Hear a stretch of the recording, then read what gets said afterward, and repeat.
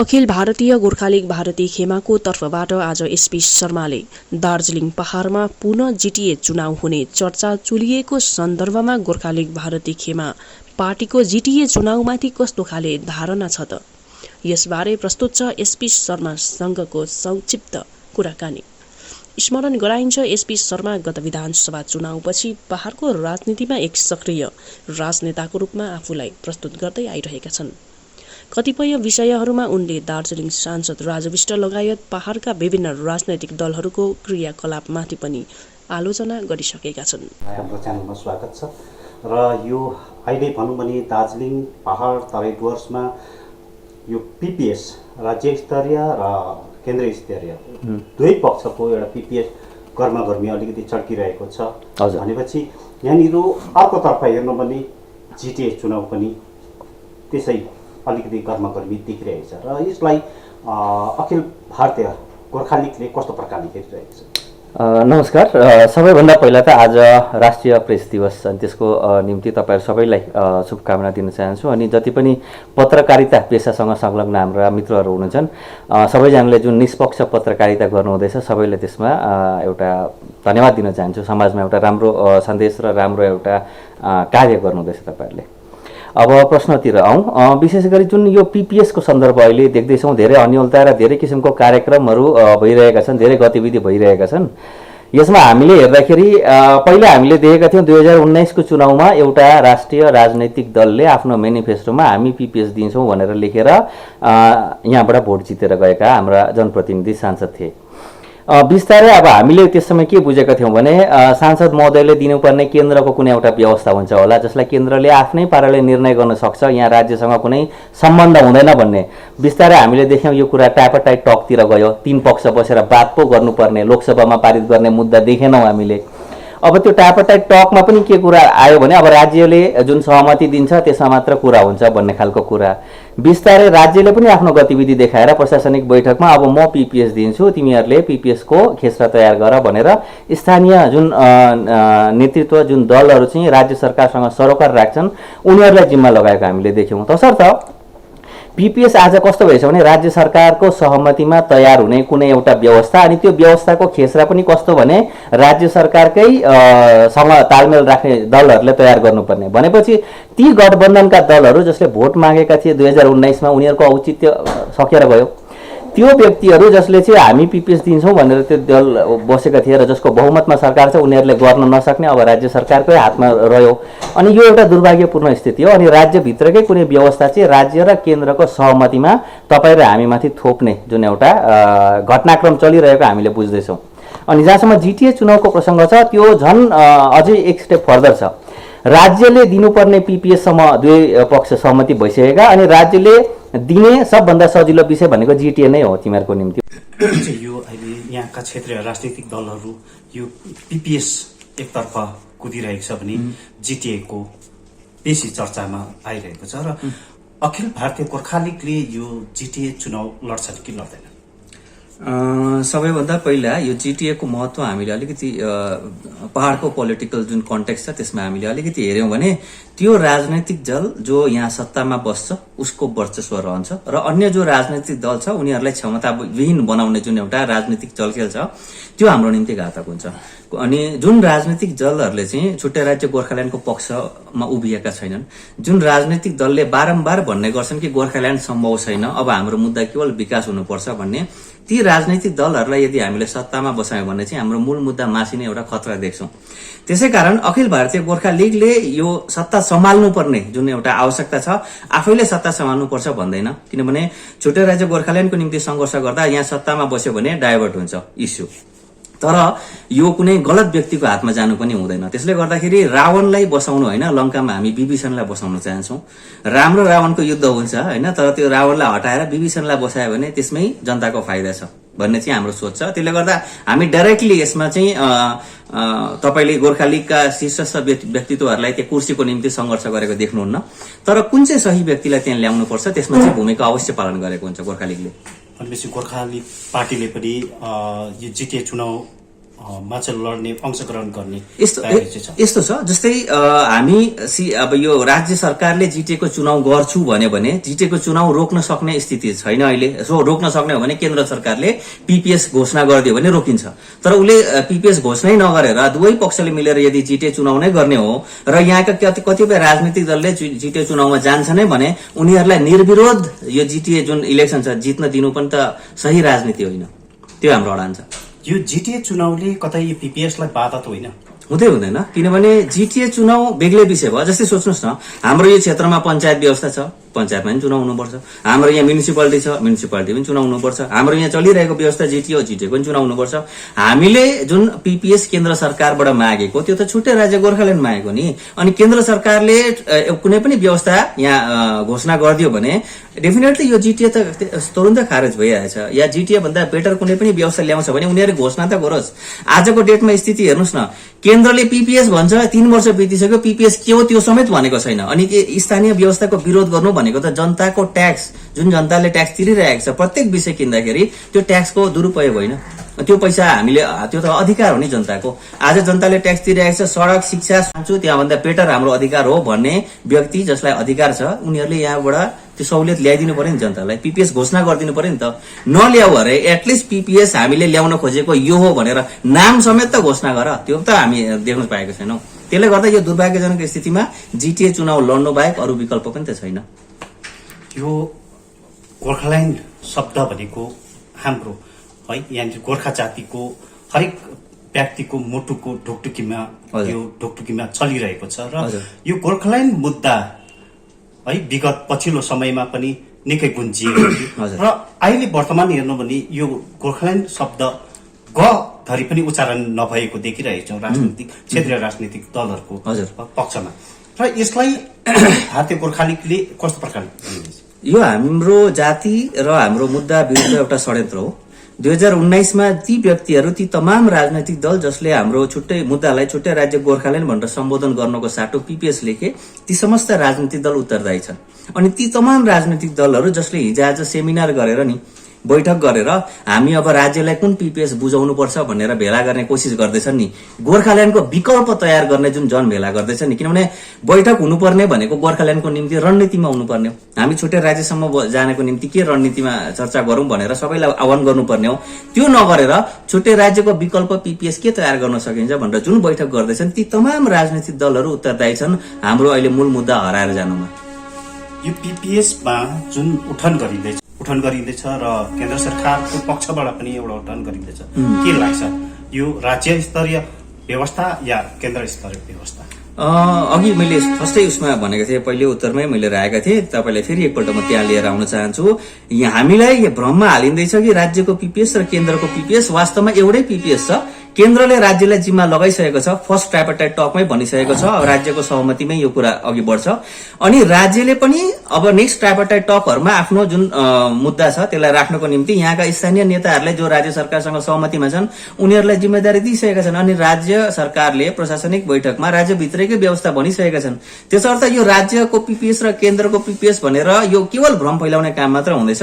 वास्तवमा एउटै पिपिएस छ, त्यो राज्यभित्रको पिपिएस हो। अनि त्यो राज्य सरकारले आफ्नै जुन यहाँका एजेन्टहरू छन् उनीहरूलाई बनाउन एउटा जिम्मेदारी दिएका मात्र छन्। अनि उनीहरूले आम जनता, यहाँका बुद्धिजीवी तथा कथित कतिपय व्यक्तिहरूलाई चाहिँ एक ठाउँमा भेला पारेर अलग राज्यको विकल्प के हुन्छ त्यसको तयारी गर्नको निम्ति उहाँहरूले षड्यन्त्र गरिरहेका छन्। अनि त्यो तपाईँ हामीले देखिरहेका छौँ। यो राज्य स्तरीय व्यवस्था सुम्पेको खण्डमा अखिल भारतीय गोर्खा लीगले यसलाई कस्तो प्रकारले? अखिल भारतीय गोर्खा लीगले एउटै माग राखेको छ जनताको निम्ति, त्यो हो छुट्टै राज्य गोर्खाल्यान्ड। अनि त्यसको निम्ति यहाँ जिटिए पनि बाधा नहोस् भनेर हामीले विभीषणलाई राख्ने कुरा गर्दैछौँ। हामी हाम्रो रणनीतिमा क्लियर छौँ। यहाँ कुनै पनि यस्तो व्यक्ति वर्चस्वमा आउनु हुँदैन जसले छुट्टै राज्य गोर्खाल्यान्डको विरोध गर्छ। अनि हाम्रो मूल मुद्दा छुट्टै राज्य गोर्खाल्यान्ड हुनाले गर्दाखेरि हामी यहाँको प्रशासनिक व्यवस्थामा डाइरेक्टली सहभागिता जनाउन पनि चाहँदैनौँ। त्यसले गर्दा दुईटा बेग्लै रणनीति रूपमा हामी गइरहेका छौँ। अनि कुनै पनि व्यवस्था जुन राज्यभित्रको व्यवस्था हुन्छ भने ती व्यक्तिहरूले जसले यो व्यवस्थाको वकालती गर्छन् या त्यसको निम्ति उहाँहरूले आफ्नो गतिविधि अघि बढाइरहेका हुन्छन् उनीहरूको सोझो द्वन्द्व गोर्खा लीगसँगै हुन्छ। किनभने हामीले देखिरहेका छौँ धेरै राजनैतिक दल केन्द्रसँग साँठ साँठगाँठ गरेर राजनीति गरिरहेका छन्। केन्द्रले पिपिएसको जिम्मा राज्यलाई दिइसकेको छ। अनि राज्यसँग सहमतिमा रहने धेरै राजनीतिक दलहरूले राज्यभित्रका व्यवस्थाको निम्ति चलखेल गरिरहेका छन्। अनि यो दुवै दल या दुवै पक्षका व्यक्तिहरूसँग सोझो प्रतिद्वन्दिता गोर्खा लिगको रहन्छ अनि हामी छुट्टै राज्य गोर्खाल्यान्ड लिएर सङ्घर्ष गर्छौँ उहाँहरूसँग।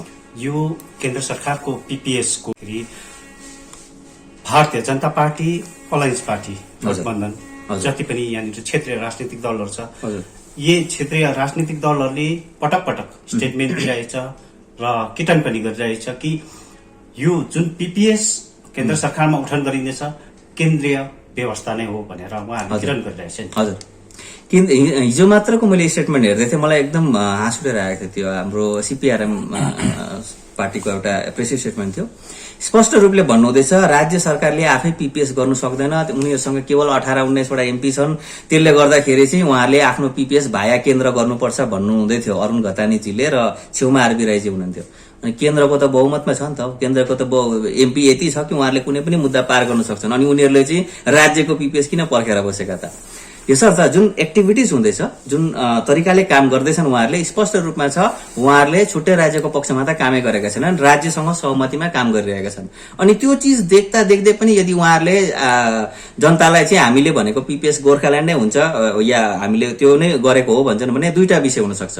कि त उनीहरू महामूर्ख हुन्, केन्द्र सरकारले देखाइरहेको छ आफ्नो गतिविधि राज्य सरकारलाई सुम्पेको, त्यो देख्दा देख्दै केन्द्र सरकारको बहुमत हुँदाहुँदै यो काम गरिरहेको छ। अनि त्यो देख्दा देख्दै उहाँहरूले नबुझेका हुन्। अब त्यो राजनीतिक मूर्खताको चरम सीमा भयो। होइन भने उहाँहरूले सबै चिज बुझेर जनतालाई डाँट्दै। अब यो दुईटामा खास विषय के हो त्यो तपाईँहरूले नेक्स्ट टाइम उहाँहरूलाई भेट्दाखेरि सोध्दा हुन्छ।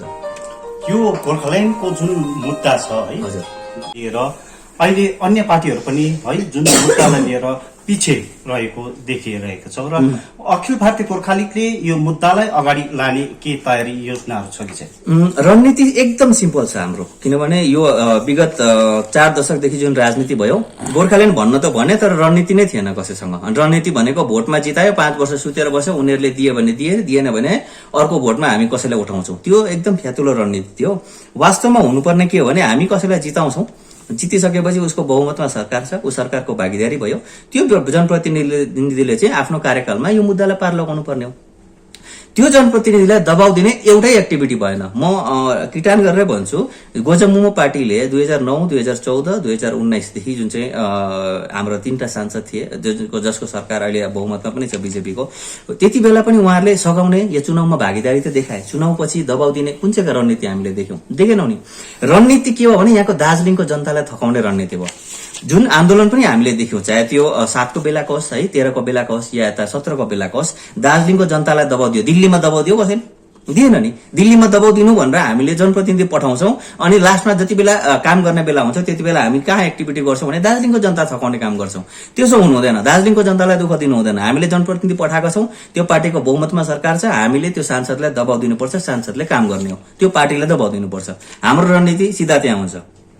यतापट्टि स्थानीय जुन प्रशासन छ, स्थानीय प्रशासनले गोर्खाल्यान्ड पोसिबल छैन भनेर केवल विकासमा जनतालाई भुल्याउने काम पनि नगरोस् भनेर हामीले यहाँनिर जनताको अधिकारको निम्ति कुनै एउटा न्युट्रल पर्सनलाई हामीले यहाँ उठाइरहेका हुन्छौँ। दुईटा प्यारलल रणनीतिमा हामी काम गरिरहेका हुन्छौँ अनि हामीले कुनै कम्पल्सन छैन, न राज्य सरकारबाट हामीले कुनै सहुलियत थापेका छौँ, न केन्द्र सरकारबाट सहुलियत थापेका छौँ। हामी दुवैको विरुद्धमा आवाज उठाउन सक्छौँ, आवाज उठाइरहेका छौँ। गोर्खाल्यान्ड अखिल भारतीय गोर्खा लीगको देखाइ एउटा तरिकामा यो अखिल भारतीय गोर्खा लीगले गोर्खाल्यान्ड सम्भव छ कि छैन? गोर्खाल्यान्ड सम्भव छ नि। जब देशको संविधानले भन्छ छुट्टै राज्य सम्भव छ, जब देशको संविधानले भन्छ प्रत्येक जातिहरूले चाहिँ आफ्नो जातिगत हिसाबमा होइन आफ्नो आत्मनिर्णयको एउटा अधिकार छ, प्रत्येक जनताले देशमा गणतान्त्रिक प्रोसेसमा आफ्नो विचार राख्न पाउँछन्, आफ्नो आकांक्षा राख्न पाउँछन्, सबै विषय हुँदाहुँदै गोर्खाल्यान्ड सम्भव चाहिँ किन छैन? असम्भव त यहाँ संविधानले कहीँ प्रावधान दिएको छैन अनि आजसम्म कुनै सरकारले पनि भनेको छैन कि छुट्टै राज्य सम्भव छैन भनेर आधिकारिक रूपले। होइन, जति सम्भव गोर्खाल्यान्ड छुट्टै राज्य सम्भव छ भने यहाँनिर बाधा के जस्तो लाग्छ? यहाँ बाधा स्टेट र सेन्ट्रलको चाप्लुसी गर्ने राजनीति नै बाधा हो। आजको डेटमा हेर्नु न, अहिले भर्खरै पीपीएसकै कुरा निस्कियो, सुरुदेखि हामी पीपीएसकै चर्चा गर्दैछौँ। पीपीएसमा केन्द्र सरकारले जुन नीति अपनाइरहेको छ त्यो सरासर राज्यभित्र जाँदैछ देखिरहेका छौँ। राज्य सरकारले त स्पष्ट भनिदियो हामी राज्यभित्रकै व्यवस्था गर्छौँ, त्यसको पीपीएस तयार गर भनेर। त्यसपछि पनि यी राजनैतिक दलहरूको चेत खुल्दैन भने सबभन्दा ठूलो बाधा के हो? यही राजनैतिक दलहरू जसले चाहिँ राज्य र केन्द्रको सहुलियत र राज्य र केन्द्रले फ्याँकेको हड्डीमा राजनीति गरिरहेका छन्। त्यहाँबाट जबसम्म माथि उठेर एउटा स्वाभिमानी राजनीति गर्दैनौ, आफै त केही बोल्ने स्थितिमा छैनन् बिचराहरू, अनि उनीहरूले जनताको हक र जनताको सहुलियतको लागि कहिले आवाज उठाउँछन् होला? असम्भव कुरा भइरहेको छ यो। सुन्नुमा यहाँनिर क्षेत्रीय राजनीतिकहरूले यो पनि भनिरहेको छ, यो जुन केन्द्र सरकारमा जुन पीपीएस को जुन त्रिपक्षीय वार्ता चल्दैछ, यो त्रिपक्षीय वार्तामा 6औं अनुसूची गुन्जिरहेको छ, रिमलिरहेको छ भन्ने छ नि। यदि 6औं अनुसूची त्यहाँनिर यदि राखिएको खण्डमा अखिल भारतीय गोर्खा लिगले यसलाई समर्थन गर्छ कि गर्दैन? गर्दैन। एकै शब्दमा भन्नु हो भने त्यसको कारणहरू नि पहिले भनिराख्छु। डीजीसी आउँदा हामीलाई बुझाइयो नि राज्यभित्रको व्यवस्था हो होइन, यसले विकासको एउटा ठूलो मार्ग खोल्छ भनेर, अनि सेपरेट स्टेटहुडको मुद्दालाई ड्रप गरेर त्यो थापियो। हामीलाई रियलाइज गर्नु यति समय लाग्यो, 2 दशक बितिसकेपछि मात्र हामीले रियलाइज गर्यौं कि यसले के हुने रहेछ फेरि गोर्खाल्यान्ड। त्यसपछि आयो जीटीए सम्झौता होइन, राज्यभित्रको राज्य, अनि हामी यहाँबाट फेरि गोर्खाल्यान्डतिर जाने एउटा बाटो, खुड्किलो सिँढी भन्ने होइन। एउटा सर्टन टाइम 1 दशक लाग्यो जति बेला हामीले रियलाइज गर्यौं। तर त्यो दशकमा हाम्रो कति जेनेरेसन बर्बाद भयो, कति व्यक्तिले प्राण गुमाए, कतिले के गुमाए। त्यसपछि हामी फेरि रियलाइज गर्छौं, अनि फेरि त्यही नेताहरू अघि आएर हामीले होइन गोर्खाल्यान्ड भन्छन्। आज 6 सिड्युल पनि त राज्यभित्रको व्यवस्था हो, 6 सिड्युलमा पनि राज्य सरकारको हस्तक्षेप रहन्छ होइन। अनि त्यो रहिसकेपछि हामीलाई जुन राज्य सरकारले हस्तक्षेप गर्यो भनेर, जुन राज्य सरकारले हाम्रो यो भारत स्वाधीन भएको यति समयसम्म हामीले मौलिक अधिकारसम्म पाएनौं भनेर जसको विरुद्धमा गएर हामी छुट्टै राज्य माग्दैछौँ, त्यही राज्य सरकार भित्रको व्यवस्था लिएर चाहिँ अब हामी कसरी चाहिँ सहुलियत र हाम्रो के भनौं जनाकांक्षा पूरा भएको कुरा गर्न सक्छौं हैन। फेरि 6 वर्षपछि आन्दोलन गर्ने, फेरि डिसेटिस्फ्याक्सन ल्याउने, फेरि नयाँ नेता जन्माउने कि होइन? अलरेडी एउटा राज्यभित्रको चिजहरू त चलिरहेको छ नि, हामीले ल्याउने भनेको अब बिसाउने होइन। सेपरेट स्टेटहुडको डाइरेक्टली डिमान्ड गरौँ न भन्ने विषय हो हाम्रो। त्यसले गर्दा 6औं अनुसूची आउँछ भने डेफिनेटली त्यसको विरोध गर्छौँ हामी। यो छुट्टै राज्य गोर्खाल्यान्डको लागि अखिल भारतीय गोर्खा लिगको पहल के रहनेछ? छुट्टै राज्य गोर्खाल्यान्डको निम्ति त्यही भनिहाल्यौं। 2024 सम्म हामीले कसैलाई भार बोकाएर पठाएका छौं। एउटा गाडीको स्टियरिङ सिट, ड्राइभिङ सिटमा एकजना मान्छेलाई बसाइसकेका छौं। कि त उसले ड्राइभिङ सिट छोडिदिनु पर्यो, छोड्दैन भने गाडी गलत दिशामा जाँदैछ भने उसलाई हामीले गाडी सही ट्र्याकमा लिएर आऊ भनेर भन्नु पर्यो। फिलहाल काम त्यति नै हो, रणनीति त्यही पाराले जान्छ। अनि हाम्रो दबाउ केन्द्र सरकारपट्टि रहन्छ। केन्द्र सरकारको जो प्रतिनिधि छ यहाँ उसलाई हाम्रो दबाउ रहन्छ। किनभने याद गर्नुहोस्, कुनै पनि प्रोडक्ट हामीले किनभने डाइरेक्ट फ्याक्ट्रीमा दबाउ दिन सक्दैनौँ। त्यो गलत आयो, हामी ठगिएका छौँ भने रिटेलरलाई दबाउ दिन्छौँ। रिटेलर भनेको हाम्रो सांसद हो, यहाँका जनप्रतिनिधि, दिल्लीमा दबाउ दिने काम उनको, अनि त्यो प्रोसेस हाम्रो चलिबस्छ। अखिल भारतीय गोर्खा लिगलाई यो पनि एउटा आक्षेप पनि छ नि है, अखिल भारतीय गोर्खा लिग एउटा राज्य भित्रको एउटा एजेन्ट हो भनेर पनि एउटा लालसना पटक पटक लगाइरहेछ। अनि जुन केन्द्र सरकारबाट उठन गरेको पीपीएस छ, यो बाधा पुर्याउनुको लागि अखिल भारतीय गोर्खा लिगले पटक पटक कार्यक्रमहरू गर्ने गर्छ भन्ने छ के छ? यस्तो छ, अब जुन व्यक्तिले लान्छना लागेका छन् ती व्यक्तिहरूले एउटै तथ्य राखेको पनि मैले आजसम्म देखेको छुइनँ। तपाईँहरू पत्रकार पेसामा धेरै वर्षदेखि हुनुहुन्छ होइन, कुनै एकजना पत्रकार समूह उहाँहरूले पनि एउटै प्रमाण राखेको पनि छ भने म राजनीति छोड्न पनि तयार छु, पहिलो विषय। दोस्रो विषय, कसैलाई प्रश्न गर्नु भनेको चाहिँ अर्कोको एजेन्ट भन्ने जुन राजनीतिक समीकरण र जुन एउटा राजनैतिक भ्रम र राजनैतिक प्रोपागान्डा थियो नि, त्यो 80-86 को दशकमा गइसक्यो। हाम्रा ती साथीहरूले होइन यता केन्द्र सरकारलाई प्रश्न गर्दाखेरि राज्य सरकारको एजेन्ट, राज्यलाई प्रश्न गर्दा केन्द्र सरकारको एजेन्ट भन्ने जुन तल्लो स्तरको राजनीति गरिरहेका छन्, त्यहाँभन्दा अलिक माथि उठ्ने सुझाव दिन्छु, तथ्य आधारित राजनीति गर्ने सुझाव दिन्छु। अर्को विषय जुन चाहिँ यहाँनिर आइरहेको छ, प्रश्न गर्नु चाहिँ जनताको मौलिक अधिकार हो। अनि हामीले प्रश्न केवल केन्द्र सरकारलाई गरेको छैनौँ नि, जब राज्य सरकारका एजेन्टहरू जुन यहाँ छन् उनीहरूको पनि काममा गल्ती देख्दैछौँ, हामीले त्यहाँ पनि प्रश्न गर्दैछौँ। इनफ्याक्ट राज्य सरकारले जति बेला प्रशासनिक बैठक गर्नु भएको थियो त्यसको लुपोल्सहरू हामीले बेसी गर्यौं। हामीले विरोध गर्यौं कि राज्य सरकारको प्रशासनिक बैठकमा किन केन्द्र सरकार यो बीजेपीका जो एमएलएहरू छन् उनीहरू अनुपस्थित थिए। हामीले प्रश्न गर्यौं उनीहरूले भन्दा पहिला। अनि सिमिलरली केन्द्रमा पनि जति बेला राज्य यो टीएमसीका र टीएमसीसँग संलग्न रहेका व्यक्ति एमएलए थिएनन् त्यहाँ पनि हामीले प्रश्न गर्यौं। हामी दुवै पक्षमा प्रश्न गर्दैछौं। तर अब दुवै पक्षले टीएमसीले हामीलाई बीजेपीको एजेन्ट भन्छ, बीजेपीले हामीलाई टीएमसीको एजेन्ट भन्छ। अब दुवैजना बसेर सल्लाह गरौँ हामी कसको एजेन्ट हो, त्यसपछि हामीले सायद यसको उत्तर दिनु सही मतलब हुन्छ होला। पक्षमा छौँ है। यो क्षेत्रीय राजनीतिकलाई हेर्नु भने यहाँनिर अहिले झण्डा समाउने र जनसमर्थन बटुल्ने होडबाजी चलिरहेको छ र अखिल भारतीय गोर्खा लीग यस्तो पार्टी छ जसले कार्यक्रममा पछि रहेको छ नि, के कारण? हामीलाई लाग्छ, हामीले अघि भनिहाल्यौं, रणनीति भनेको यहाँ केन्द्र सरकारमा रहेको दललाई दबाव दिनु हो। अनि तपाईले याद गर्नुभयो भने अहिले केन्द्र सरकारमा रहेको दललाई, दल चाहे सानै होस् गोर्खा लीग, दबाव दिने एकमात्र दल गोर्खा लीग नै हो, कम्पल्सनमा छैन। अनि दबाव दिनको लागि त एउटा जनसमर्थनको पनि जरुरत पर्छ। त्यो पनि भ्रम हो, त्यो भ्रम हो। यदि जनसमर्थन भएर दबाव दिने हो भने ती तमाम राजनीतिक दल जसको जनसमर्थन छ ती तमाम राजनीतिक दल कसरी सुतेर बसिरहेका छन्। एउटै दबावको कार्यक्रम छैन। यहाँसम्म कि पोस्टर लगाउनु धरि उहाँहरूले त्यो एउटा दुईटा पोस्टर कोही कोही बेला लगाएको देख्छौं जति बेला अन्यान्य कार्यक्रम हुन्छ त्यसको सपोर्टिभ। अदरवाइज उनीहरूले पहल गरेर आजसम्म दबाव दिने कार्यक्रम गरेका छन्। गोर्खा लीगले त्यो कार्यक्रम गर्दैछ। अनि दबाव दिनु भनेको बौद्धिक दबाव दिनु छ। हामीले सडकमा लडी बढी गर्दै त्यो ट्युबलाइट फुटाउने र कपाल खौरिने त्यस्तो खालको कार्यक्रम गर्नु हुँदैन। त्यो जमाना गइसक्यो। दबाव दिनुको निम्ति सही ढंगमा तार्किक रूपले दबाव दिनुपर्छ, बौद्धिक रूपले दबाव दिनुपर्छ। अनि त्यो दबाव दिनुको निम्ति 10 जना पर्याप्त छ, त्यति नै काफी छ। अनि हामीले त्यहाँभन्दा बेसी ठूलो टिम पनि चाहिएको छैन। किन जति ठूलो टिम त्यति तपाईले फेरि त्यसको सपोर्ट सिस्टम लिएर आउनुहुन्छ। अनि घरि राज्य, घरि केन्द्रसँग सहुलियत, घरि कन्ट्राक्टरसँग सहुलियत, घरि यहाँको ठेका हैन टेन्डरहरू, अनि नाली झोडा, तपाईँ विकासतिर लाग्नु भने त्यो कम्पल्सन नराखिकन स्वतन्त्र र स्वाभिमानी आवाज हुनु हो भने तपाईले सानो टिमले बौद्धिक आन्दोलन गर्नुपर्छ। अनि गोर्खा लीगले त्यही मात्र गरिरहेको छ अहिले। तपाईहरुलाई यो पनि आक्षेप छ नि यहाँनिर जुन मुद्दा उठाउनुहुन्छ, अखिल भारतीय गोर्खा लीगले जुन मुद्दा उठाउँछ दिल्लीमुखी उठाउनु पर्ने र दार्जिलिङमा उठाएर हुँदैन नि भन्ने पनि एउटा छ नि। दिल्लीमुखी चाहिँ तपाईहरुको कार्यक्रम रहन्छ कि नहुँदैन? त्यही मैले सायद अघि उत्तर गरेँ, त्यसको कन्टेक्स्ट अझै इलाबोरेट गर्नुपर्ने जस्तो लाग्यो। फ्याक्ट्रीमा कहिले पनि हामी जाँदैनौँ। There is always a system, चाहे त्यो डिस्ट्रिब्युसनको सिस्टम भनौँ, चाहे त्यो अन्यान्य विषयको सिस्टम भनौँ। दिल्लीमा हामीले जनताले जनप्रतिनिधि चुनेर पठाएको छ नि। त्यो जनप्रतिनिधिको काम चाहिँ के हो? दिल्लीमा गएर राजु विष्टको काम एक्ज्याक्टली के हो? दिल्लीमा दबाव दिनु पनि हामी नै जानु भने राजु विष्ट चाहिँ घरमा सुतेर बस्दा भयो नि त। राजु विष्टजीले भनिदिउन् दिल्लीमा दबाव दिन म सक्षम छुइनँ, गोर्खा लीगले दबाव दिनु पर्छ, म घरमै सुतेर बस्छु भने म त्यही गएर मात्र दबाव दिउँला।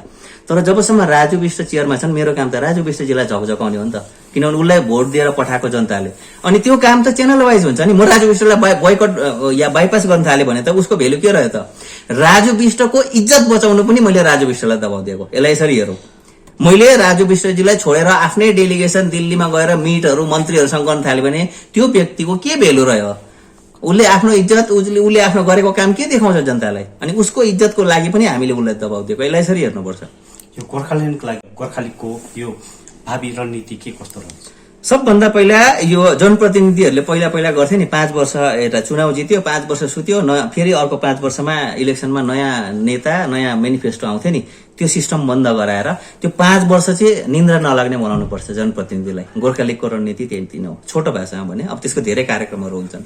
यहाँनिर आम नागरिकहरूको यो पनि एउटा आरोप छ, यहाँनिर क्षेत्रीय राजनीति कुनै पनि राजनीतिक होस्, जुनै पनि राजनीतिक आए कानै चिरेको जोगीको एउटा कोट गरेर गरिरहेछ नि। यसलाई कस्तो लाग्छ? अब यो चाहिँ पुराना नेताहरूको कार्यकलापले गर्दाखेरि जनतामा आएको निराशा भन्छु। तर पुरानोले निराशा आयो भन्दैमा अब नयाँ तपाईँले ल्याउनु भएन भने तपाईँले आफ्नो जुन वर्तमान स्थिति छ त्योसँग सम्झौता गर्न सिक्नु पर्यो। दुईटा चिज छ, कि तपाईँ वर्तमान स्थिति र वर्तमान नेतासँग सम्झौता गरेर यतिमै सन्तुष्ट छु भन्नुहोस्। अब तपाईँ सन्तुष्ट पनि नहुने, यहाँभन्दा अगाडि बढ्दै पनि नबढ्ने, त्यो त भएन। सन्तुष्ट हुनुहुन्न भने नयाँ नेतालाई तपाईँले चान्स दिनु पर्यो, त्यो होइन।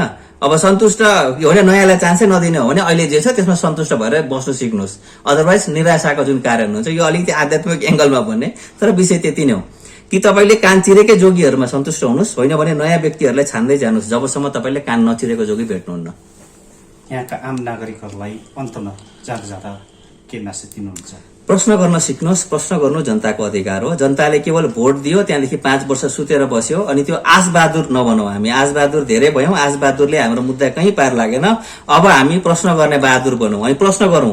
जुन नेताले, यो त गिभ एन्ड टेक हुन्छ नि, हामी कुनै पनि विषयमा गिभ एन्ड टेक हुन्छ हैन। दोकानमा गएर केही सामान किन्छ भने गिभ एन्ड टेक हुन्छ। मैले दाम तिरे, अब तिम्रो काम हो मलाई सामान दिने। हामीले भोट दियौं, भोट दिएपछि प्रत्येक 5 वर्ष त्यो नेता सुतेर बस्छ, अनि अर्को 5 वर्षमा फेरि हामीलाई आश्वासनको पोटली दिएर जान्छ, अनि हामी फेरि 5 वर्ष सुतेर बस्छौं, अनि त्यो नेतालाई पनि मस्ती गर्न दिन्छौं। त्यो हुँदैन। जुन नेताले तपाईँ र हामीलाई आश्वासन दिएको थियो, त्यो नेताले एक्ज्याक्टली के काम गर्दैछ अनि गरेको छैन भने किन गरेको छैन, प्रश्न गर्न सिक्नुहोस्, हेर्नुहोस्, मुद्दा पार लागिहाल्छ। अनि हामीले यो 4 दशकसम्म गल्ती गरेको भनेको यही थियो कि हाम्रा नेताहरूले भोट बेच्थे, अनि बेचिसकेपछि त्यो नेताहरूले प्रश्न गर्नु दिन्थेनन्। अनि आजको डेटमा धेरैजना यस्ता नेताहरू छन् जसले प्रश्न गर्न दिँदैनन् हैन। तर तपाईँ डराउनु हुँदैन, किनभने यो तपाईँको अधिकार हो, तपाईँको आउने भावी पिढीको भविष्यको कुरा छ। त्यसले गर्दा प्रश्न गर्न सिक्नुहोस्, हेर्नुहोस्, मुद्दा पार लागिहाल्छ। त्यही नै रिक्वेस्ट गर्न चाहन्छु।